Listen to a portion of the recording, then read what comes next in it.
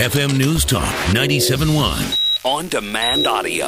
I want to bring on, we were just talking on Twitter. He's a contributor over at bigjournalism.com and lives in Israel. Evan Pokray, good afternoon. Well, it's not afternoon where you are. I appreciate you staying up late.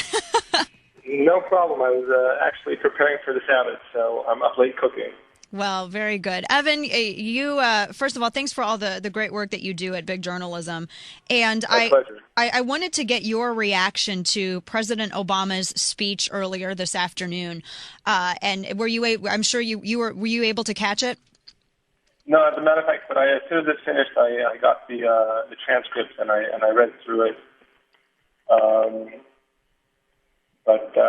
Look, we're not going back to the 67 borders. This is what Henry Kissinger once referred to as the Auschwitz borders. At the widest part, Israel would then be less than 10, 50 miles across. It's even if you have a Palestinian state that isn't openly belligerent, you see what happened when Israel left Gaza, when Israel left Lebanon. The attacks didn't cease. In fact, they continued and were obviously more. Right. So, There's no precedence ever of Israel doing anything of Israel pacifying Palestine where Palestine didn't react in some kind of militaristic way at all. And I wanted to ask Evan too. Another big concern with this is that going back to that geographical boundary also immediately places the majority of the Israeli population just out there in the open to where they can get the full force of Palestinian attacks.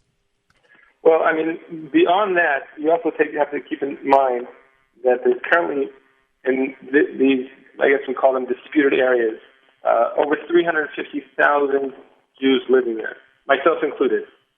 And even if you take out the major blocks where people live, you're still talking about 125,000 people that you have to uproot and basically throw out of their homes, like what was done in Gaza, and to make the entire area of Palestine, or what would then be called the Palestinian state, which I have a lot to say about otherwise, but would be, as the Germans refer to as Judenrein, that the no Jews allowed in that area.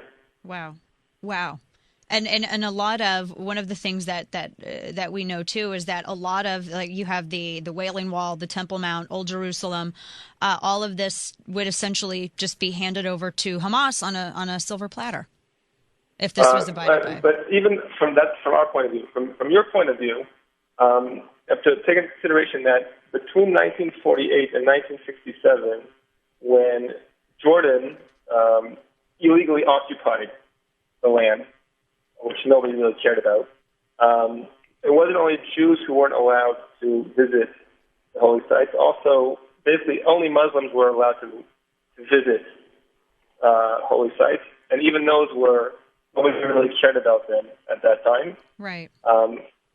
And also, you can look in the areas that the Palestinians now have control over, whether it's specifically Bethlehem. When I first came to Israel about 20 years ago, the vast majority, and Israel was in control of Bethlehem, the vast majority of people living in Bethlehem were actually Christian Arabs. Once the Palestinian Authority took over, the first thing they did was destroying the Christian life in Bethlehem, to the point that I think less than 10% of the population of Bethlehem is currently Christian.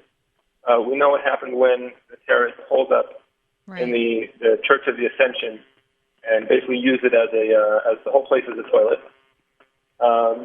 So this is not only, when it comes to holy sites, not only our issue. This is the whole world who looks to Israel as an important issue. Well, Evan, I appreciate your voice. I appreciate, again, for all the contributions that you're making in the political sphere. And thanks for calling in. I know you're up late. You're preparing for the Sabbath. Thanks so much for calling in and giving your perspective on this. All right, we'll talk to you again soon, Evan. Thanks so much.